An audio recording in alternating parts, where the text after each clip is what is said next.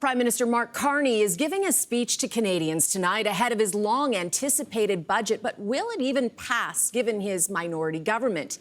Here to dive in and discuss is our City Talks panel. Ashley Csanady, Jeff Rutledge, and Erin Morrison. I can't remember the last time a Prime Minister gave a speech to Canadians to try and sell his budget ahead of the November 4th date. Do you remember this? Is this highly unusual? And is it a sign that perhaps he knows he has to do a hard job selling it? Ashley, you're the Liberal representative here. I'll start with you. I think it's Mark Carney trying to play to his strengths, right? He's a former Bank of Canada governor, former Bank of England governor, and right now he's really kind of Canada's chief economist.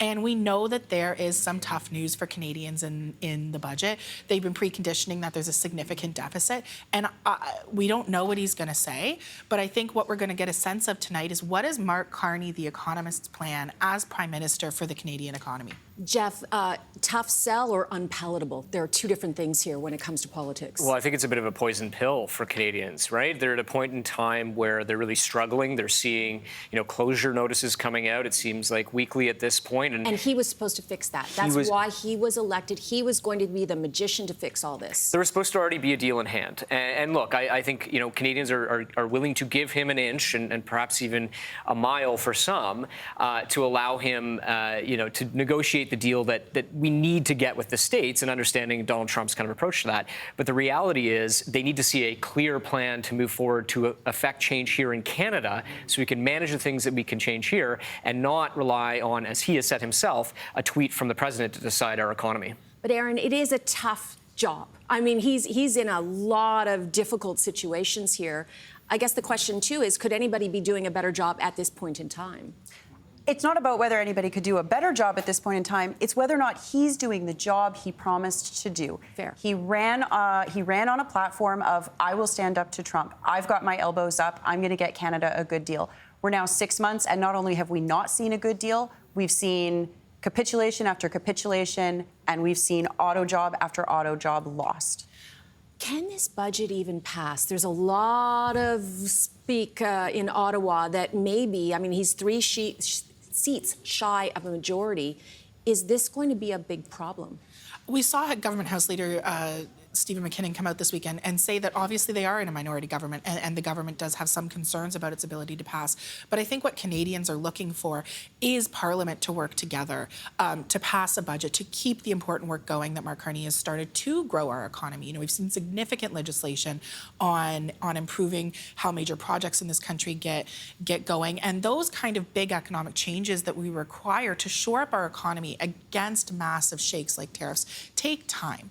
And I think Canadians are looking for cooperation right now. Do they want an election, though? Are they ready for this? Would they appreciate this budget not passing and calling an election? Well, I don't think necessarily that it's time for an election, although I think every party is willing and able to fight, well, perhaps not one, but willing and able to fight an election if needed at the moment. That was a dig against the NDP, Erin, But I think, to Ashley's point about the desire of Canadians to see their parliament working, well, that requires a government in Prime Minister Carney to work with opposition. And I think there are some very clear tax measures that could be implemented as a part of this budget that might get him the votes that he needs to get it across the finish line. I just don't know whether or not he's willing to do that.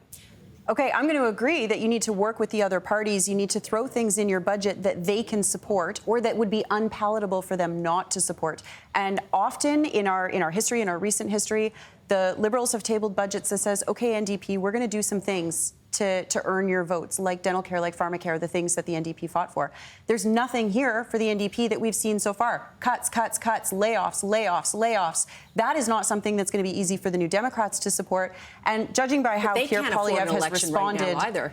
Well, the NDP's in a leadership race. It would be difficult. There's no doubt about that. We'll get back to that in a moment. Let's talk about Conservative leader Pierre Poilievre, who has been causing quite a stir. Jeff, I'm going to give this one straight to you. Yeah. He did an interview with a podcast, and he made some very controversial comments. And as my colleague Glenn McGregor in Ottawa said yesterday, he is inviting comparisons to Donald Trump with his slamming of the RCMP and his suggestions that Justin Trudeau should have been in jail. Is this a big mistake on his part? Well, as I've said before, he's really trying to thread the needle on being able to communicate both to his base, which he needs in order to get through his leadership convention in late January, early February, and to Canadians as a whole. The problem is that if you get either wrong in courting too much to the general population and not appearing conservative enough, and if you court your base too much and you look too conservative, you're going to alienate one and or both. And so it's a very tough challenge to kind of thread it down the middle. Look, I think many Canadians believe in the institution that is the RCMP, and they also believe that the Prime Minister's office is an important office, and neither the two should come together. And I do think criticisms of the RCMP are fine if you want to bring that as a politician, but it's important to respect both institutions. I think there's a big difference between running to your base and showing your conservative bona fides ahead of a leadership review than there is from trying to bring this reprisal-style politics that Trump has popularized into our discourse in Canada. I think the idea of threatening, now former prime ministers with RCMP investigations on issues that were, looked into and settled by the ethics commissioner at the time is anti-democratic, un-Canadian, and a little bit too close to shades of MAGA for most Canadian voters, and I think that's a huge danger for politics. To be clear, they were not necessarily settled in Trudeau's favor. He was found to be at fault in some of those investigations. Yes, he was. But the bottom line here is that when you've got a conservative saying, I don't like or trust police officers, I don't know that wins the base. I think that alienates part of the base. And perhaps more to the point, if he's doing this to get through his leadership review, that's one thing. What's it going to do in the next general election? If he is a person who can't get along with the police, who sounds like Trump, who's using the lock 'em up type phrases, how's that going to play with the rest of the electorate? If he wants to not have a repeat of the 2025 election, this is not the way to do it. Erin, the NDP are taking a step to pick its new leader.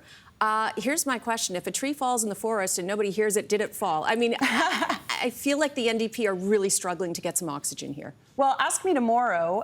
Tonight is the leadership forum, the first debate. We've got 5 candidates on the stage.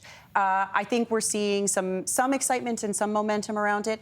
Leadership contests are always a little sleepy at the beginning. People don't know the candidates. Nobody knew who Pierre Poilievre was until he became the leader of the Conservatives. So it takes time, but these are the sorts of events that build excitement. I may suggest that you're sugarcoating this a little bit. Jeff, Ashley, step in. Yeah, look, I think the NDP, to your point, is struggling to find its identity. And I think, the fact that this is a forum and less so a debate of views and perspectives kind of tells you where the party is at right now, that they don't know what they should be coming to any sort of direct conclusion on. And I think Canadians can smell that in the water right now and are looking to others to provide that sort of solution to them. Ashley, I'll give you the last word, but we got to make it quick. I think the NDP need to decide what kind of party they are. Are they a protest party or are they a party chasing power? And where do they sit? Because right now we're headed towards a Canada that's a 2-party system with some fringe parties and a couple seats. And, not speaking as a partisan, speaking as a Canadian, I don't think that's good for parliamentary democracy. And I would like to see us have a healthy multi-party system. Agreed. All right. On that note, thank you very much for joining us today on our panel.